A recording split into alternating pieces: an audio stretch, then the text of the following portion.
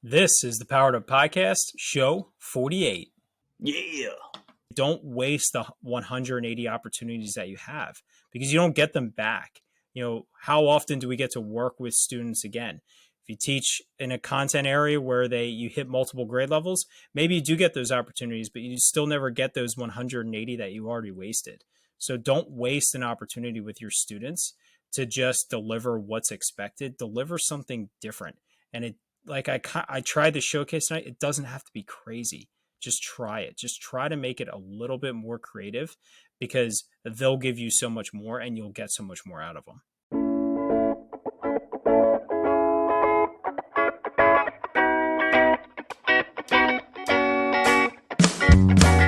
Welcome to a real-world education with insight and advice from teachers in the game, where current and former educators reveal what truly sets apart the great teachers and what it takes to make a positive impact on students. Whether you're in pre-service learning, new to the game, or a seasoned veteran, this is the show for you.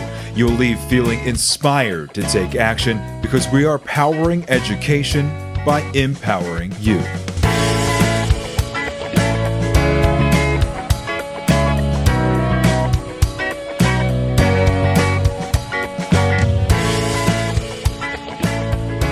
What's going on, everyone? This is Ken Erman, host of the Powered Up Podcast, and I am here with my co-host, Mr. Matt. The glass is always completely full, Rogers. Matt, how you doing today? You know what? I'm doing very well. I'm feeling a little feisty today. I don't know what it is. We're recording this as it's about to turn into December. Had an awesome day at school today until the last 15 minutes. Has totally changed the taste in my mouth of how the school day went. But overall, I'm doing well. Thanksgiving went well.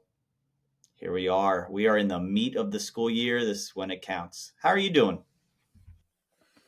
I'm doing really well. I feel like getting back into the swing of things after Thanksgiving break is always a little tough. It was long enough to get out of the swing of things, but not long enough to have that full-fledged break. So, if people are following along, we did skip our first week by not releasing a show on Thanksgiving, which was about a couple weeks ago when this recording comes out. I was uncomfortable with releasing. The plan was to release one. We had it ready, and last minute I decided not to. And I was uncomfortable with it all day because my goal was to never skip a week. But we posted on Twitter that teachers need to take a break. Like, seriously. Turn it off, put the computer in the bag, in the closet, don't touch it. I had a challenge with one of my coworkers to not check email for 100 straight hours, which took us from like the late evening of the first day off until the day before we went back. And I just think it's important. You might feel like you're wasting time, but when you completely remove yourself and then you go back into it, you're going to come back more refreshed. And you'll be more efficient and really you'll do a better service to yourself and to your students when you give yourself those clean breaks. And we've heard that so often with many of our guests. Matt, did you actually give yourself that clean break over that Thanksgiving break? Kind of. So my break was better than normal. Which is better than normal. My break was Monday, Tuesday conferences. We had off Wednesday. Through Sunday, which was nice. And, I think podcasts like anything else, I filled up my Wednesday through Sunday with high expectations of things that I would get to.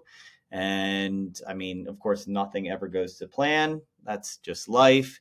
And so it was filled with family time, which is the most important, projects, which unfortunately are high on the priority that you never get to during normal school weeks, and just a little relaxation. So, like I mentioned, it seems like it's going to be a short break between or short push between Thanksgiving and Christmas this year.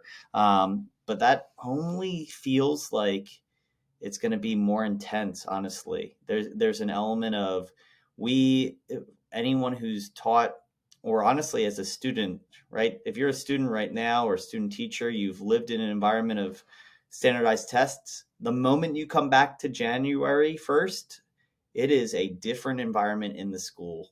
And it is just one of those things that regardless of how much a school emphasizes consideration of kids over testing, there's definitely a little bit of, you know what, let's tighten the buckle a little bit and tie the bootstraps a little bit tighter, because we're gonna make a good push from January until April. So we're gearing up. This is one of the more creative times of the year that I will say that I felt like if I did admit to doing some work over the break, it was thinking creatively of what I could possibly do that will be related to the holiday season, but not just put kids in front of a movie and kind of count down the days like maybe school was like when we were in the classroom.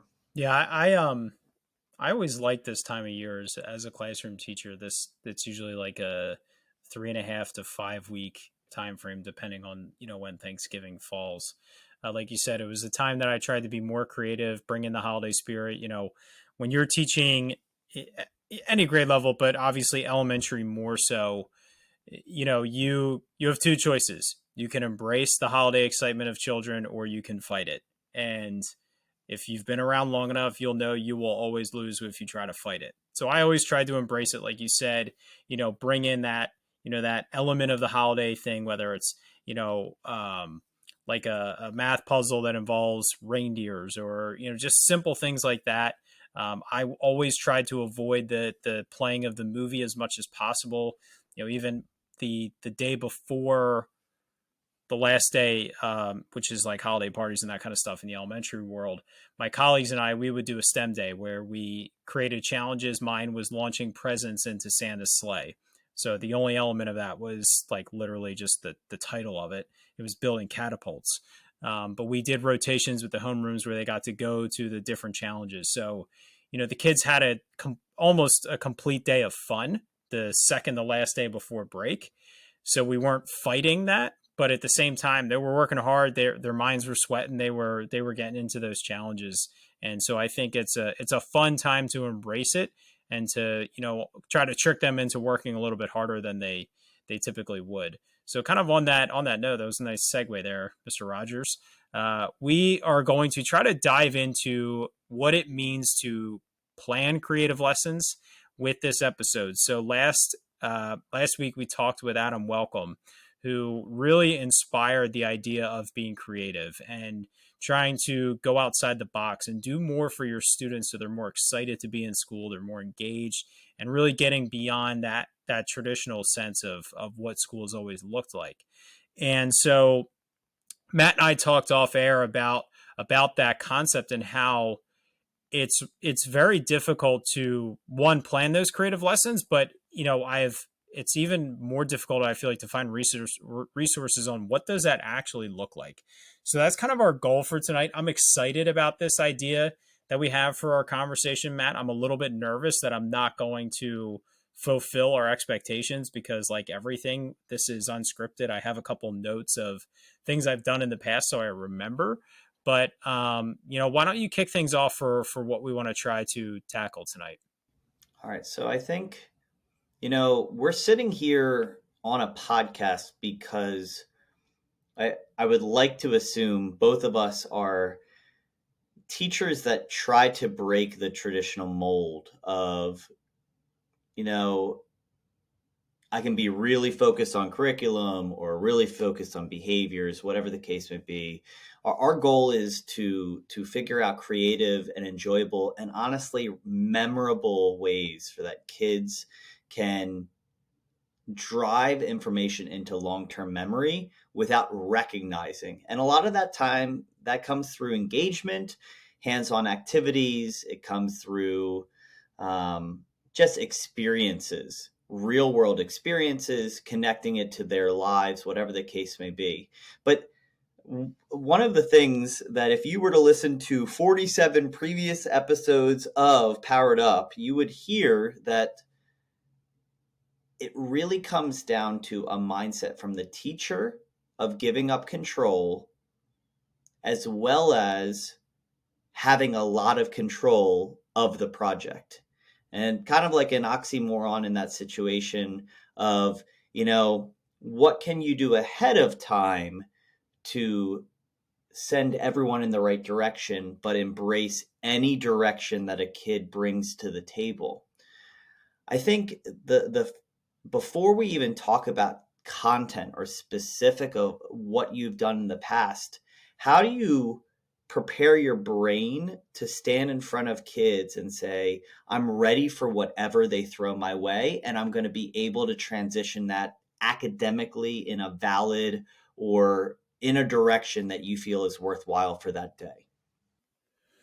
Yeah, so I think it's when you're trying to do this stuff, I think it's really easy to get lost in the, I don't want to say fluff, but lost in the, like, the pizzazz of it, the what you envision the Twitter moment or the Instagram moment being, where these students are have this amazing creation, or you capture this amazing moment, and getting lost in what that moment could look like, and forgetting kind of what this started from, and where you started from. So when I'm thinking about, how I want to approach this, what my mindset is going to be, it's really knowing what I want to get out of it is where I start. And so understanding that I'm doing this to replace what, I'm replacing this lesson that existed previously, whether I adopted it from somebody else or it's what I did in the past. And thinking, where do I want to take this, and what are my goals with that? Am I looking to give up more ownership? Am I looking to just make it hopefully slightly more engaging, more kinesthetic? Do I want to bring more technology into it? Do I want it to be uh, more realistic or real world based? What is that thing that I'm looking to change? But also remembering, what's the objective? What is the learning target that I have for the students, so that I am keeping that as my North Star. I'm always making sure that the lesson is moving towards what was that initial skill or standard that the students are supposed to learn from the lesson, so that I don't get lost in the cool stuff. And then at the end of the day, it's like, wow, the kids had a lot of fun. That was really cool, but we didn't learn anything that we were supposed to learn. And in that sense, it would be a waste of that opportunity. So, I think that's where I start myself, is knowing what's the learning objective and keeping that at the forefront, but also asking myself questions of, do I want them to have more ownership? And asking those questions, even just, wouldn't it be cool if they did this? Or wouldn't it be cool if I was able to involve this resource? And letting my mind wander in that sense, but always kind of pulling back to, how does that align with what our goal is? Sounds exhausting. I mean, that balance, that mental balance, that challenge of trying to keep that train in that right direction. I think when you have a essential question or a lesson essential question that you're guiding, that may give some stability to the lesson. But I think, as we talk about creative lessons, I think we should humanize ourselves first. This is maybe not the direction you wanted to go, but let's talk about, right?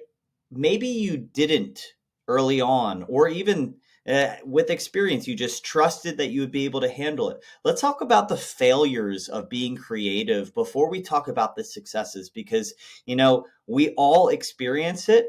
And we throw that lesson in the trash can after 45 minutes and we say, okay, that was not worth it. We're either going to revisit it totally different tomorrow, or we're never going to touch that concept ever again. Let's talk about those failures, because we all experience it in grammar lessons, in math lessons, but also when we put our neck out there to try and be creative and we're not as prepared as we need to be. Do you have anything that sticks out to you that you're like, oh my goodness, this really blew up in my face, and I struggled with that? Yeah, I have a lot of them. That's the joy of being, a quote unquote a creative teacher. It's kind of like it's like being on the Titanic, in the sense that I'm not comparing myself to this amazing ship. I'm comparing myself to, the ship is going down. It's going down, but at what point do you accept that it's going down? Is it after 20 minutes? Is it after the lesson? Or If it was an intended long-term project, are you riding it out until the end, and are you taking everybody down with you? That might be a little bit dramatic, but that's what it feels like when you're realizing that it's not doing what you hoped that it would do.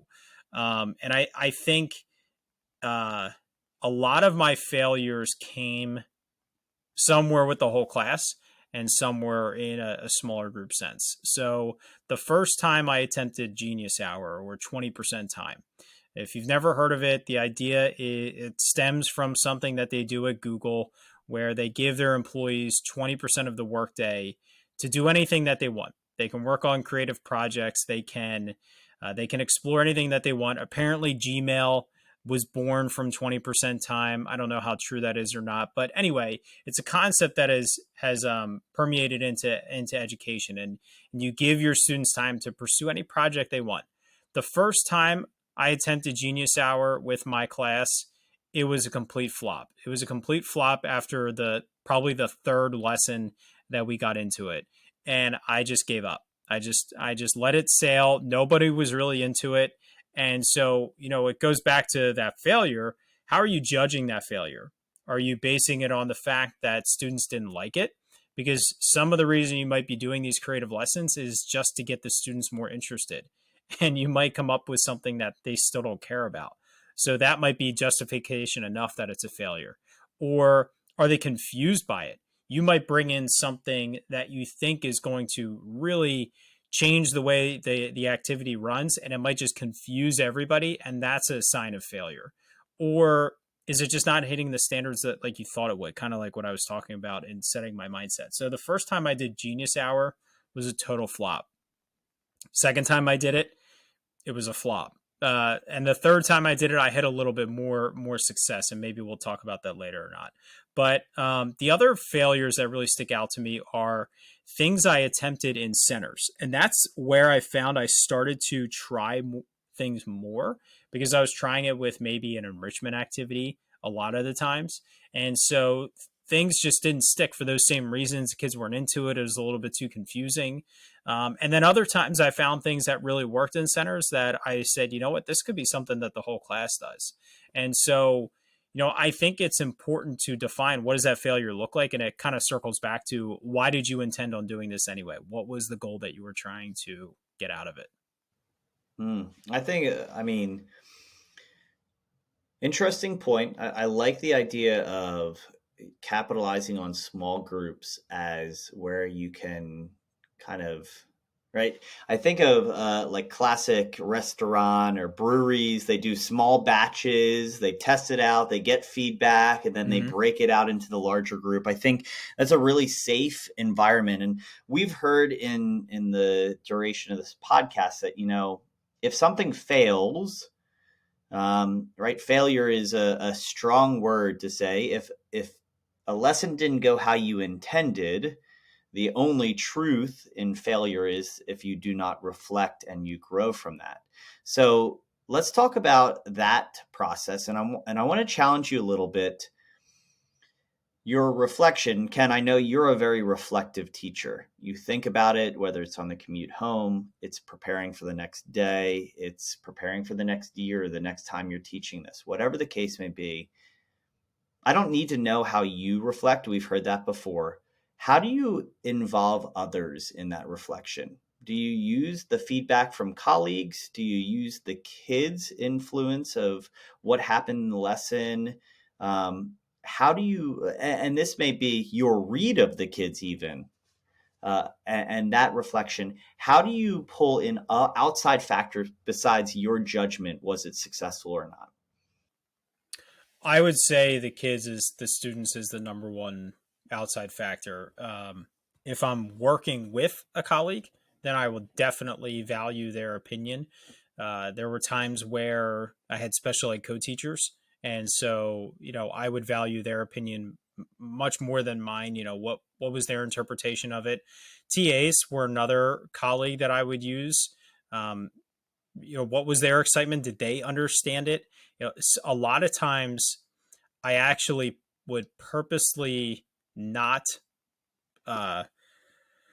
proactively prepare the TA for like these different things that I was doing, because I I almost wanted to use their potential confusion to help me realize that the kids are probably confused about the same thing. Because kids might not realize they're confused, or they might not, say it right away. Whereas a TA would typically speak up because they were people that I worked with for a long time. They were comfortable working with me. And so that's where I think colleague reflection and input would become part of it. But for the students, it was a few different ways. Like you said, it was reading them. Were they asking to do that the next day? So if it was something that I was doing in math class. So I did this big project on with involving 3D printing, and they had to design a container to hold marbles. And so this spawned. I don't think I've talked about this on the podcast. This spawned from in our math unit. They had to be able to measure marbles with water displacement. That was one of the concepts. It was about calculating interior volume versus exterior volume. So it was all these different concepts. And, I just thought to myself, okay, it's May. This is time to be more creative. How can they actually apply this knowledge? Why does this matter? And so I also had, a 3D printer that I wanted to use more. And so I kept asking myself, how can I create a challenge around this? How can I have them access this knowledge in a way that makes sense and that matters? And so I came up with a challenge for them to design a container.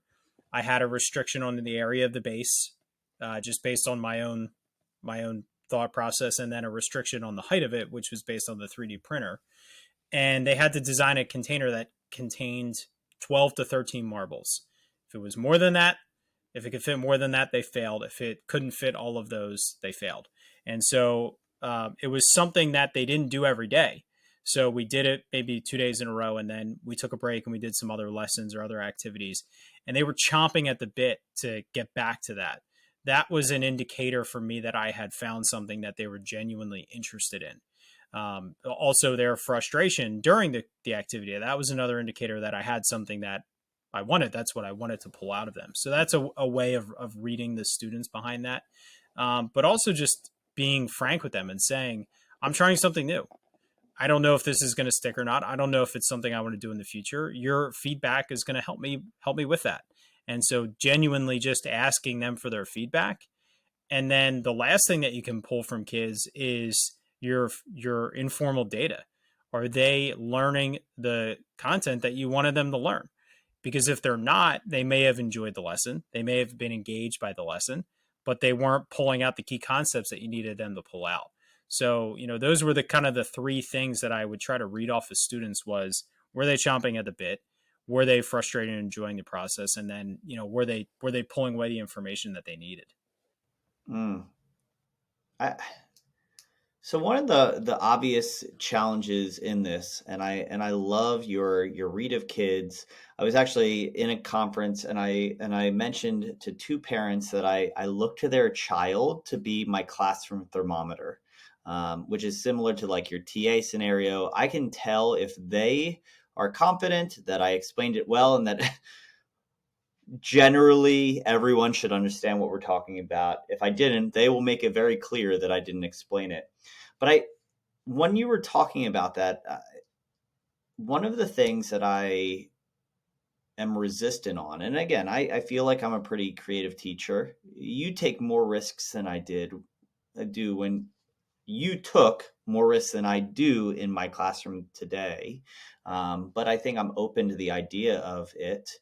It takes a lot of work. And I think of our exit ticket conversation, right? So the school year goes in waves, and there are days or weeks that we struggle to survive, right? What does every teacher need to hear to power up a lesson to creativity? And I think, we get the generic, hey, the kids understand it deeper, or behavior is no longer an issue. It gets driven into long-term memory. Let's talk real though. It is a ridiculously harder undertaking to be creative in the classroom, because I can read off a scripted program and justify to admin that I taught a lesson, or I can do a half-hearted attempt of a creative lesson and get 60% of the way. But we've heard it before. We go back to Mike Creed's episode being I've said this before, the trivia question for the rest of their lives. Why was the year that they were with you the most important?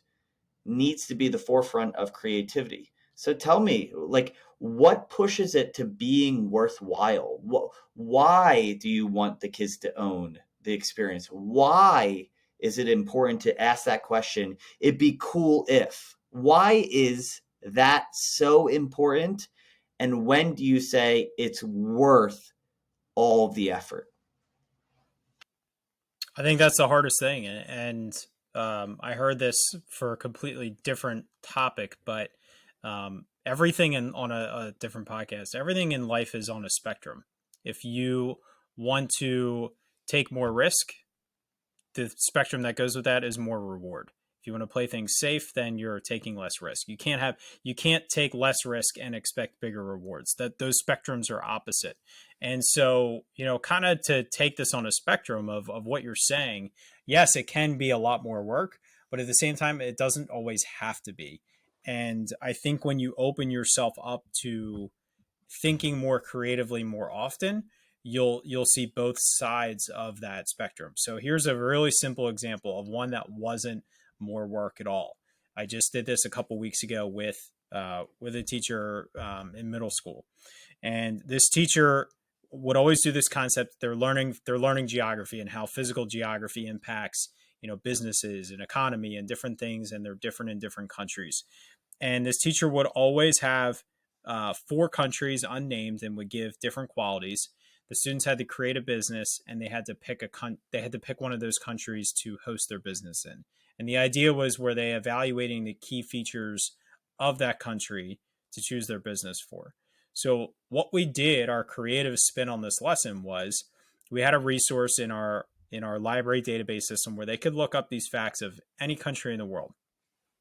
They had the same amount of time to come up with their business, but before we did the portion that the teacher always did, I said, listen, here's this resource. Here's how you navigate it. Here's some important concepts to look at as you're looking through the countries. You have the choice of the entire world. You can pick any country you want other than the United States. Your only restriction is it has to be on Earth, which obviously is a joke. But, it was anything they wanted. They had 15 minutes to explore this concept. They had to pick a country. They had to justify it with a couple reasons.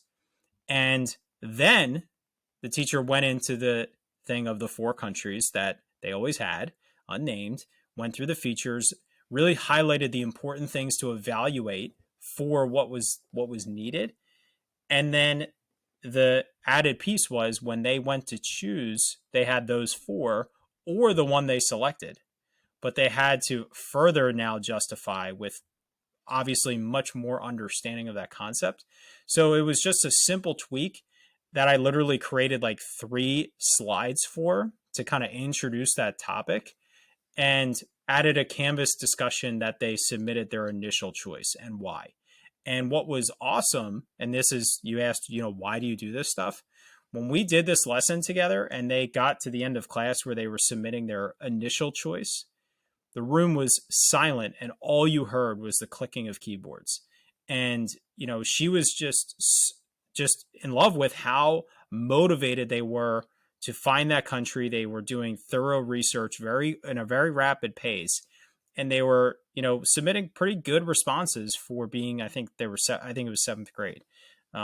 So that's an example of one that really wasn't that much more work, but we just kind of asked questions about, how can we get the students to buy in a little bit more? Let's give them more choice. Let's give them more freedom as they approach this lesson. To flip it to something that was a lot more work. So here's one that I did for a couple of years. Do you care if I go into another one? Is that all right? Go to town, buddy. All right. I did it, I'd say 3 years early in my career teaching 5th grade. So this is going back to a time where I had at most 10 laptops that I could get my hands on for my class of 30 students. And so in our math curriculum at the time, they had to read maps. They had to measure distance based on the scale of the map. There were some other map skills in there. And, and then in fifth grade math, there's basic computations, things like involving currency and multiplication, division, just, basic fundamentals in math. And I asked myself, wouldn't it be cool if they planned a trip? Wouldn't it be cool if they had to read maps for an understanding? Well, that took me on a deep, deep rabbit hole. And at the time, I had a friend living in Houston and I had a friend living in Green Bay. And so I came up with the concept that they were going to plan my trip. I was going to go to Houston, I was going to go to Green Bay, and I was going to come back home. I found this resource that showed the the map of every interstate highway in America. And so I printed all of the interstate highway maps, and they kind of had to figure out how they all connected. And you could legitimately find a path from one interstate highway to another to go through that entire trip. They then had to calculate the mileage. I came up with a formula for after X number of hours driving, I had to stop for eat. After X number of hours driving, I had to stop to sleep. I could eat and sleep at the same time. We had gas price, like national average gas prices. So they had to calculate the cost of the entire trip after they mapped it out. Then they went on and looked at flight costs, and they looked at how much it would cost to fly. And they had to write me a letter justifying which option they thought was better based on price, based on time, based on experience of the travel. And so that one was an insane amount of work to get all of that prepared. But again, the level of engagement was super high. They were forced to use so many different skills that we learned or were going to learn in math. And so it was, again, for me, it was worth it. I wanted them to see why they were learning those concepts. So that, I think that's kind of two spectrums, where there's a simple tweak that's not a lot of work, and then there's major shifts where it was really a project to cover an entire unit of concepts that was a lot of work, but it also covered an entire unit. So it's a real quick question, and I want a quick answer out of you. Okay. Do you find creative lessons being integrated in your education or curriculum or summative more often? You mentioned early on how it was like the spring, essentially testing's done, you're doing a creative lesson, assisting a teacher. We'd like to say integrated, but do you feel like you were able to integrate it consistently, or was there a balance there? I would honestly say integrated more. And it was not, I did not wait for May to do this stuff. Did I take advantage of May more? Yeah. Did I test things out in May more? Yes. But like that map project, that was probably in like January. So it was integrated, and that was, I wanted it to be integrated more because honestly, the most standardized thing in my district was unit tests. So I had the least amount of freedom when it came to the summative time. Interesting. So to just keep on this path, right? So I love the idea of hands-on real world connection. I mean, your example of using interstate maps and all of the real information that comes along with that is super powerful. Hey, everything we're doing could be identical to what I'm going to do in 2 weeks when it's summer vacation and I'm going on this trip. Thanks for doing all the work for me or for your own family. I think that's awesome. I have another question about that in a moment. But to back up, I think when you're doing these creative lessons, when you're doing these real world lessons, where are you getting the ideas from? I mean, Ken, I have tons of respect for you, but I can't imagine you're just sitting in your bed and you wake up and you're like, hey, you know what? I have to teach fractions tomorrow, and I'm going to devise this massive plan to teach fractions. I know you said you're integrating it with the curriculum you have. For me, when I use creative lessons, it's usually how can I pull all the skills they've acquired since they've met with me to a level of mastery. So where are you going? And we say PLN very liberally, but it's hard to develop a PLN that you actually develop ideas from. So are you coming up with these ideas? And if you are, why in the world are you not blogging about it more often to help us? Or are there other places you're going to develop these thoughts of how to pull real world examples, creative ideas into your classroom, integrated in your daily instruction? This is probably what I was nervous about for the show, because I knew you were going to ask me this. And do I use social media? Yes. Do I follow people on Twitter? Yes. I've never used Teacher Pay Teacher. I'm not a Pinterester. Or can you say pincher? Would that be a fun way to say it? So, Sure, but whatever anyway, you want, buddy. I mean, legitimately, I'm sure at times I've Googled things, or I've seen ideas through that, but I can honestly tell you that a lot of my ideas come from me walking around my room, looking at the page in my everyday math book where it shows the 12 lessons and it shows what are the key concepts that we're going to be learning, and just walking around the room asking myself, how do I use this in real life? How do I use this in real life? How do other people use this in real life? And I just keep asking myself questions.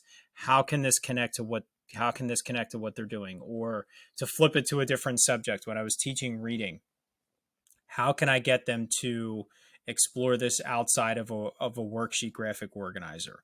What tool do I have that can allow them to be more creative, to showcase what they're learning for this?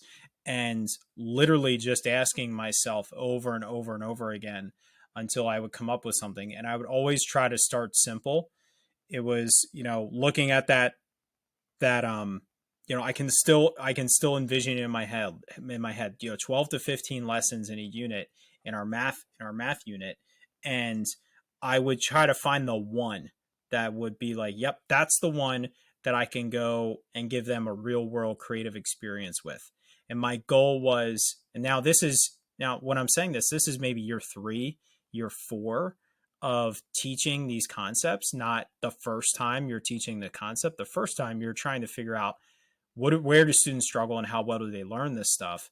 But, how can I connect this? And if I could find one lesson and maybe try that the first time, or if I could find that one lesson and then look, okay, does this span to something else? Can this cover a couple of these concepts? And just kind of building on it from there. But really just trying my best to ask myself those questions of, how can I make this more real world, or how can I make this hands-on? Like I said, flipping it to a different subject of giving the students a more creative opportunity. So instead of a compare and contrast T-chart, could they do a compare and contrast 30-second iMovie where it was 2 different pictures and they just did narration over comparing the 2 pictures versus doing it on a graphic organizer? I mean, grill me with that, because I don't feel like I answered that as well as I should. And I don't know. It's just something that I struggle with trying to elaborate on. I don't know. I guess what I would rather grill you on is the thought process of the worthwhile. And I think that this is the worthwhile in general, right? So you're talking about, hey, I'm going to do this in a creative way. I've generated this idea because of looking at the scope and sequence, or what I've done before, whatever the case may be.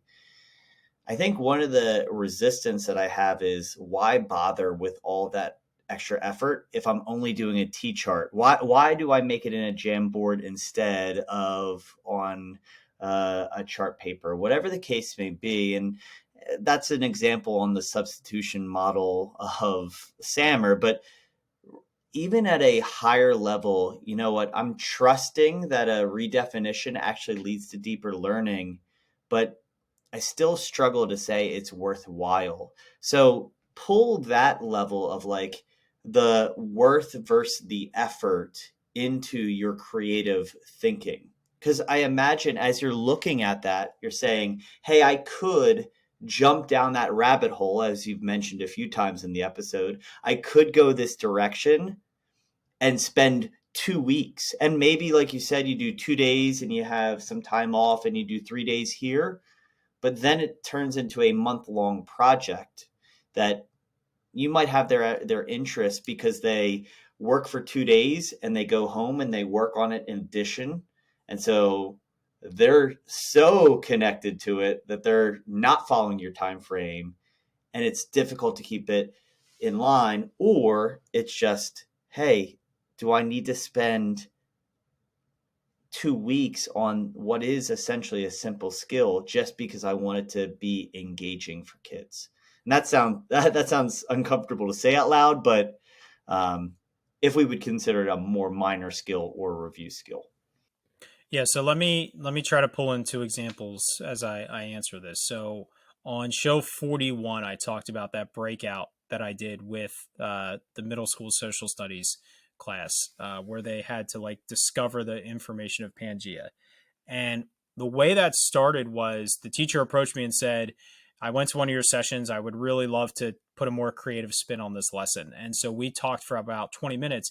We did kind of that questioning thing where I was pacing around, or I typically walk when I'm thinking this way, pacing around a room talking about, what she typically did. She gave them the pieces, they tried to fit them together, then she gave them all the evidence, and then they realized how they fit together different. We talked about, the session she was at, I did a lot of kinesthetic stuff. She's like, I'd love to get movement involved and love to have them. And we talked about, maybe we can make bigger pieces and like have the kids like be the continents and move them around. And as we were doing that, I circled back to, what's your objective here? And it wasn't fitting the objective. And then that's kind of where we moved in the direction of the breakouts, because they were discovering the information. Not all of them would discover it all, and they would realize the value in the evidence to actually be able to formulate what Pangea used to look like. And so that's kind of an example of where we were able to proactively define what was the worth. And we felt that we were going to create a lesson where they realized at a deeper level the value of finding the evidence in that piece. To take it in a different direction, when I was teaching fifth grade, we did geometry. They had to know their polygons. They had to know this like hierarchy of polygons. A rectangle is a square, but a square is not a rectangle, that kind of stuff. And so that's really boring. Kids don't enjoy that. They're not excited about the shapes. They're not excited about memorizing the features. But the reality is it was something that I needed them to understand, whether it just be for state testing and whether it just be for that common knowledge of knowing your shapes, knowing your polygons. And so I had spheros in my room. You can code a sphero to form a shape. You can code it to move a direction, turn an angle, move another direction. And so I wanted them to code the shapes as they were reviewing that vocabulary. And I thought to myself, well, I can do two things. I can give them basic vocabulary reviews. Maybe it's a quizzes. Maybe it's just writing out the definitions. Or I can have them define the features of the shape and then write code that will fulfill those features. Were they thinking about it at a higher level? Potentially. Were they more engaged and more interested in it? Definitely. And, I've had people ask me, how do you know that they're actually doing it? Or how do you know that they're understanding it? Well, if they're just doing a basic vocabulary worksheet, I don't know that they're understanding it doing that. I'm going to bet that they're not, because they're not engaged. And so, that's an example of where I thought, how can I get them more excited about the vocabulary? Looked around my room, I saw the robot and thought, oh, well, can we code the robot to make the shape? Yes, we can. Okay, let's create a worksheet that they do that on, and then see how it goes. And so, that's kind of where that worth comes in, where what are you trying to get out of that activity? Some are super complicated. Some are super simple that you're trying to replace that and just get them to be more excited when they're exploring those concepts. I got a few rapid fire questions for you. Okay. You ready for them? Oh, yeah. So first one, and I think this goes along with what you were saying, you've taught in a bunch of different classes at this point, some where you teach all subject areas, some where you teach specifically one content area, And now as a tech coach, there are advantages to being creative in all of those.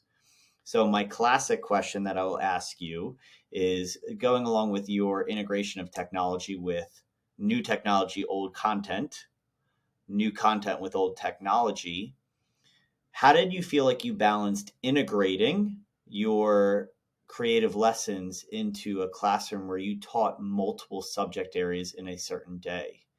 Did you choose one subject at a time, kind of in a week or more process, and say, you know what, I'm going to be very traditional in science, social studies, and math this week as I do a creative ELA lesson? And I'm sure there's cross curricular connections. That's fine. Or did you feel like your classroom was always pushing this boundary of creativity, and trying to avoid rote memorization and standard lessons in general? That's a good question. So when I was teaching all subjects in fifth grade, I would say that I did not taking, like you said, taking the cross curricular out. When I would look at, trying to be more creative, trying to change the way things were happening in my classroom, I can honestly say I don't think I was looking at, well, I did it in social studies this week, so I'm good for the week. I looked at it. I looked at each subject as its own separate road, and like I said, in math, looking at a unit, where can I fit it into this unit? In reading, typically reading was almost always center-based instruction, so maybe it was our centers lasted for a week to 7 days, 5 to 7 days. What is the one center in that time range? That's that creative element. And a lot of times that would kind of carry through multiple weeks. Like I used a program called Bloxels a lot in ELA, and that was something that they were working on for multiple weeks. So science and social studies, I tried to push the boundaries all the time with those subjects, but I don't think I looked at them from one to the other to compare them that way. All right, a little lengthy of an answer, but I'll allow it. Sorry. That's I'll do okay. better on the next one. Next one is, are there tools in your toolbox that you felt like you used frequently because it never became redundant, compared to some tools that you're like, if I do more than 5 of these, it loses its luster? I'll give you the example as you're kind of thinking about the question. We've all walked through hallways and heard the Kahoot music going over and over and over again, imagining that a kid does 4 or 5 Kahoots in a single day because they've gone to different teachers. The gamification is totally lost by that third game, especially if they do it day after day. So are there things that you felt like are your go-tos, regardless of how much you did it, they still just ate it up, compared to things you would break out, maybe literally or figuratively, a breakout at special occasions throughout the year? I would actually say that I probably used less tools when I was being more creative. The creativity was through the concepts they were exploring, not necessarily the tools they were using. So there's my rapid fire answer. And I have a couple examples, but I'll wait till you're done your rapid fire. So I guess I'm going to ask you to expand and break my justification then. Because I think if you're talking, like, I love your interior volume displacement example, where they create essentially a tube that they have to get the exact volume. If they don't get it, they don't win, and they can make multiple examples, right? So your tool essentially is Tinkercad and a 3D printer. That is still tool dependent, even though it's not massive amounts of tools. A breakout is still a breakout, whether you do it digitally or with the box. Bloxels is still using Bloxels. It's whether or not you're just making an arcade game or pulling it into a history lesson that they're creating an activity. So I will allow you to go ahead and explain as you feel. Okay. So what I actually want to kind of bring light to this too, and I feel like what we've talked about in terms of creativity, it's all been about student-centered and, more the project-based aspect. But, creative lessons don't only fit those, definitions. Whole group instruction should be creative too. So two examples, or I'll give you three real quick. So when I was teaching different types of graphs, I actually did this in college, and I used it when I taught fifth grade again. When I hit these concepts, we talked about bar graphs versus like a box and whisker versus a pie chart, those different types of things. And so I actually had the kids create the graphs and stand in the graphs. So like when we did a bar graph, they held big pieces of butcher paper over them with different colors. And we looked at the data, and then the students stood in the bar graph, and I was trying to get them to understand that each person in the bar graph represented one piece of data compared to when we formed a pie chart. I did it in a different way for them to understand that it didn't matter how many data points there were, they were a percentage point. And so the way that those graphs were formed differently. So that's the whole class involved in like standing in these graphs. I did a similar thing with teaching different types of triangles. I put them in groups. I put, equal height people together and said, lay on the floor and form a triangle. What's special about you right now? And so that's, again, a different way to teach the basic vocabulary. Then we got our pieces of paper and wrote the definition of equilateral triangle. Another simple example. I've seen this a lot. I did this when I was teaching STEM and I was pushing in the classrooms. Teachers would read a book. Let's use the Three Little Pigs as an example. They'd read the story, and then they would do an activity where they would have the kids make a house out of gumdrops. And that was their way of bringing STEM into the classroom. It's fantastic. I love it. Not bashing that. But instead, what I had them do is I gave them multiple pieces of material. And I said, I want you to create the three houses from the story. Create one that's the hay, one that's twigs, and one that's brick.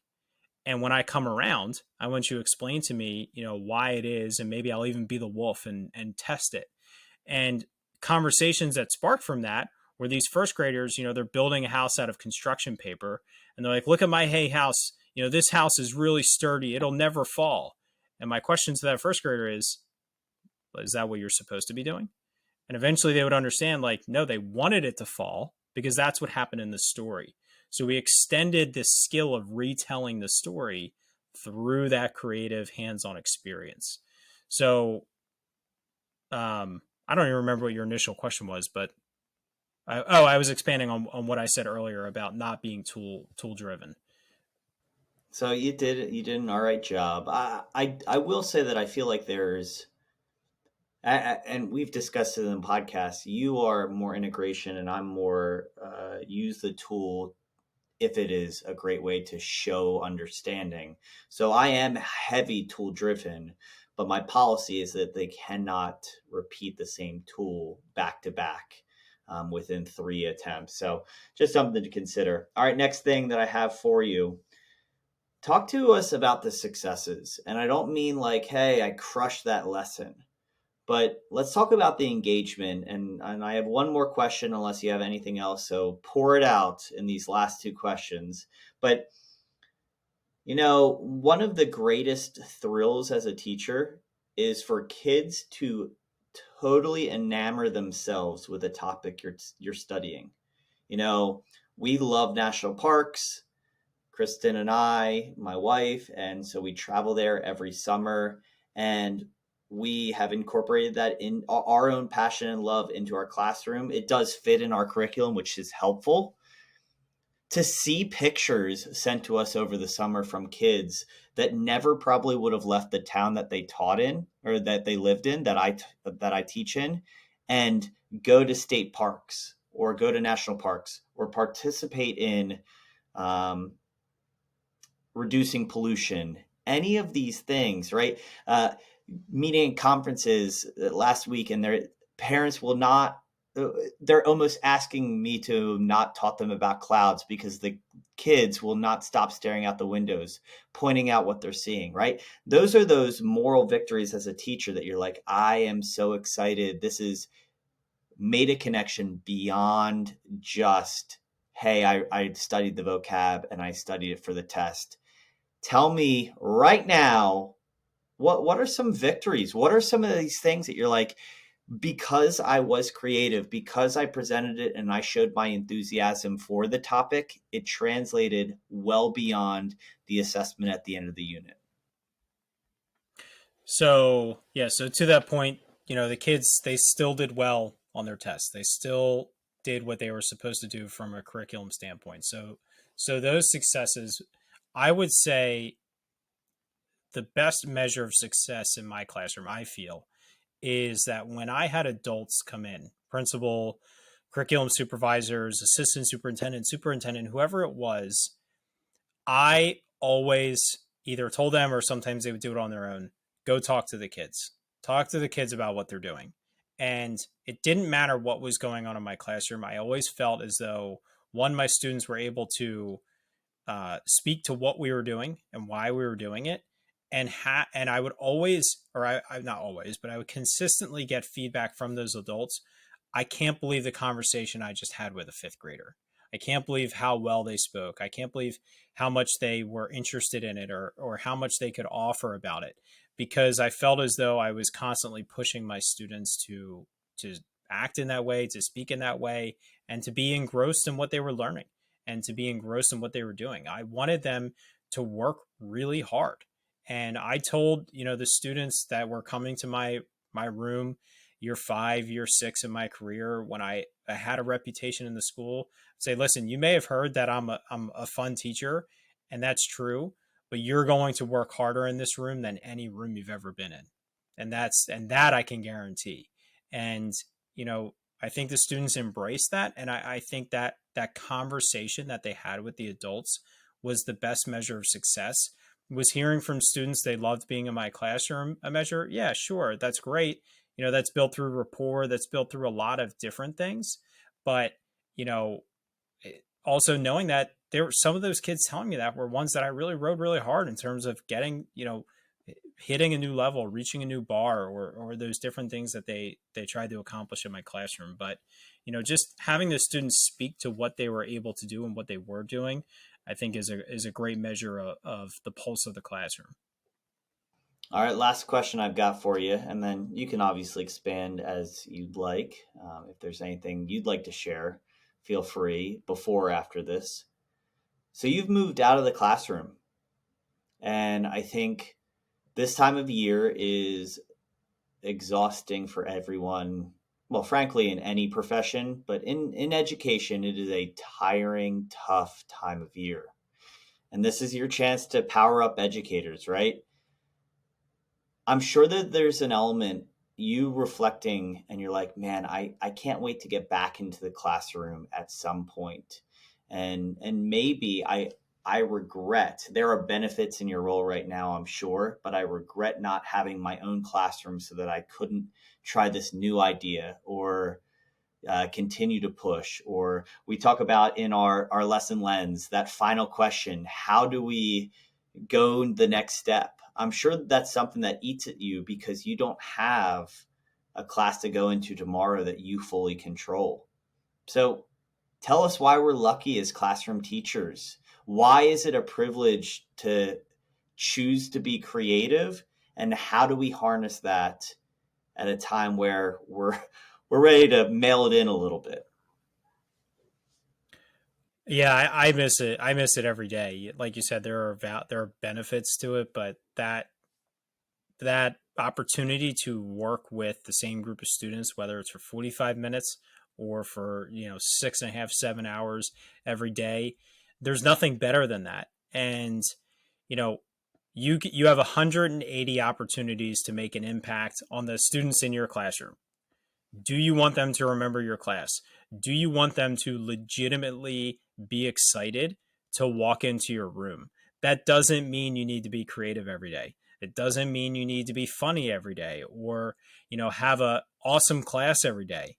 But it does mean you need to, on a consistent basis, offer that opportunity. Whether that's once a week, 3 times a week, it's going to depend on what you teach, where you teach, and how you teach. But when students know that you are making an effort to do things different, when you're making an effort to bring something that's a little bit more fun or challenges them a little bit more, they're going to show up. They're going to show up more for you, whether it's more often if you're a secondary teacher, or just with a more positive attitude overall. And there's nothing better than that, because when you get that momentum moving it becomes so much easier to try new things and to get them to bite in a little bit more. The more creative you go, the more you're going to push them. And if you are building that momentum, it's easier to push them just a little bit further. So I would say don't waste the 180 opportunities that you have, because you don't get them back. How often do we get to work with students again?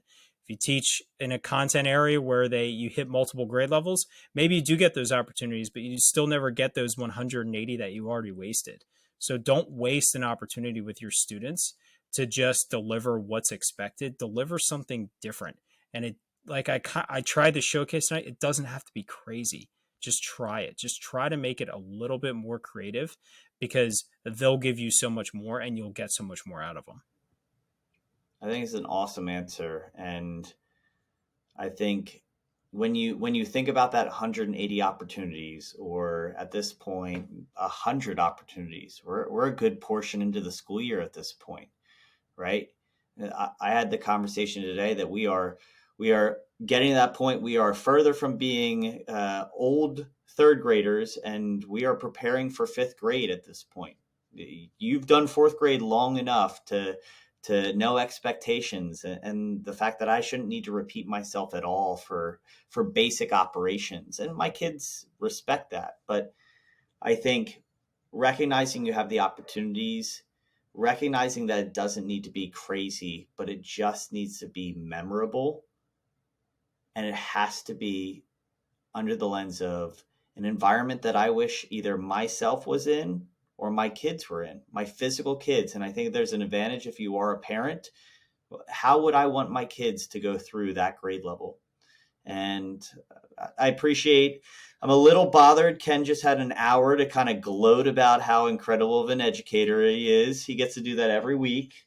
But honestly, Ken, I appreciate you sharing this, because, in education, we glance over so many topics. And I appreciate this conversation to say, what went into, what were the challenges? What was that journey like? Because there's never enough time, and there's never, ever enough vulnerability in education to give real answers. And I appreciate this podcast being a real answers-based podcast. And this being a topic that, we've referenced and heard about over and over again. And we've been lucky that a lot of our guests have gone beyond the surface to talk about how they've been creative. It's just helpful to hear how you do it on a daily basis too. So thank you for everything you exposed and shared with the audience. And we're going to continue to have these conversations and kind of dig deeper, because this is what's unspoken. Ken has done great things because of this. He didn't have to express what he did to get his attention, or the reason why he's revered as an educator. Why? Because, Ken, I'm sure you feel like you're just doing what you're supposed to as an educator. You don't feel like you're doing anything special. Realistically, you're just saying this is how everyone else should behave if they, care about kids, which is our profession. And I think that's a hard perspective to get on board with, regardless of where you are in that creativity journey, in your educational experience, in your commitment to following a scripted program. That you love my feeling on that one. But I just appreciate what you shared tonight, and how, it doesn't have to be all in. And Correct. It doesn't have to be massive. It doesn't. You can take small steps, try it in small portions, try it in centers, try it. I think the best place to start is start where you're most comfortable. Start with the concept that you could show up to a class that you've never seen before, but they're at the grade level that you teach, and you have to teach that skill, and you could do it with your eyes closed. That's where you start, because that's where you can tap into that expertise, but try a different approach. And so, you teased me about gloating, and I was hoping that it didn't come across that way in this episode. I just wanted to try to expose as much as possible with real answers of what this stuff looks like, through examples, through that preparation. I'm gonna work hard to dig up as much as I can from my my old Google Drive folders and share everything on the show notes page, which can be found at poweredup.com/show 48. So I'll try to share as much of that content as I can. I know I have everything somewhere. It's just a matter of finding it at this point. But please leave comments, ask questions, whether you're on YouTube or you're on the podcast, or jump onto the Powered Up website and become a free member and post in the forums and tag me and ask questions about these lessons, or, ask questions. Hey, I'm teaching this concept. Do you have any ideas? And we can, brainstorm that out together. I love doing that with teachers and helping them find that creative spirit. But get involved with us, reach out on Twitter, whatever the case is, any way you can find us, please reach out to us and just keep on the ride, keep on the journey with us as we try to inspire others and tell the stories of great educators that we have on with us every week. So Matt, unless you want to add anything, let's shut her down. All right. So the last thing I'll say is discourage. Don't get discouraged. It's going to happen. We started early on talking about failure, and we mentioned it before. Failure is only a reality when you don't grow from it. You can skip a lesson if it didn't go well. You can not come back to it. But if you're not reflecting and trying something else, I love, Ken, how you said that you tried Genius Hour 3 times until it became reasonably acceptable of an activity for you to do. But you didn't stop. And then eventually it grew or inspired a lot of other activities. So don't get discouraged. Keep on trying. We do this podcast. We do professional development on the side because we love helping educators. So if there are ways that we can help, please let us know. That's what we're all here for. All of us helping each other to help kids at the end of the journey. So as we power down this episode, we hope that we left you feeling powered up. And I'm looking forward to our next conversation where, as Ken said, we'll talk to an incredible educator doing incredible things across this beautiful country. So until next time, stay healthy, stay well, get your holiday shopping done safely, and we will talk to you next time.